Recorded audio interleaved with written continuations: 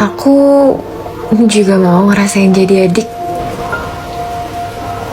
jadi kakak dan anak pertama. Kadang bikin aku dari kecil tuh selalu ngebayangin gimana ya rasanya punya kakak.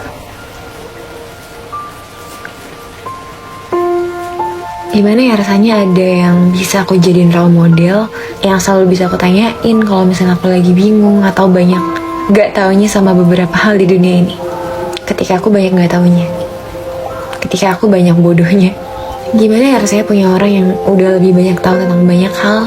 Terus rasanya tuh gimana sih bisa ada orang yang selalu nyeritain pengalaman-pengalaman hidup dia yang seru-seru itu, dan akhirnya bikin aku ngerasa kayak, ih, keren banget deh.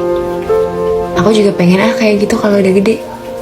Aku kadang pengen ngerasain ditolerate ketika aku banyak bikin salah. Ketika aku salah, ketika aku banyak ngelakuin hal-hal yang kurang benar, ketika aku banyak gak taunya, ketika aku lagi emosi ada yang bisa nenangin aku. Aku kadang pengen ngerasain ditolerate, ngerasain di gak apa-apain kalau misalnya aku ngelakuin sesuatu dan hasilnya gak bagus, kurang, atau gagal.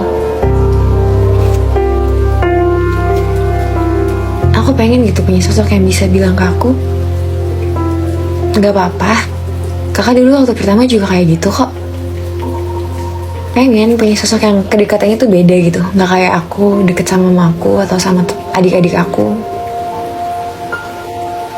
Tapi aku pengen punya kedekatan yang bisa bikin aku ngerasa tenang, ngerasa aman, ngerasa nyaman, ngerasa kalau misal aku membuat satu hal yang salah, gagal, atau gak bisa dipercaya, orang itu tuh bakal bikin aku ngerasa kalau gak apa-apa, soalnya masih ada dia. Dan akhirnya aku ngerasa kalau semua masalah itu semuanya pasti akan diselesain sama kakak, karena kakak tuh selalu bisa, kakak tuh paling bisa. Kakak, mas, abang, apapun itulah panggilannya. Kadang aku pengen ngerasain jadi orang yang dikasih tahu. Kadang jadi sosok kakak tuh bikin aku ngerasa kayak aku tuh harus siap buat ngejelasin banyak hal yang sebenarnya aku tuh nggak tahu itu bener atau enggak. Ada loh anak yang nggak pernah dihargain. Dia juga selalu berusaha jujur, tapi tetap aja nggak pernah dipercaya. Dan dia juga sering mengeluarkan pendapat nih, tapi nggak pernah didengerin. Sepele sih mungkin bagi mereka, cuman ini sakit banget loh buat dia. Iya, dia anak tengah di keluarga.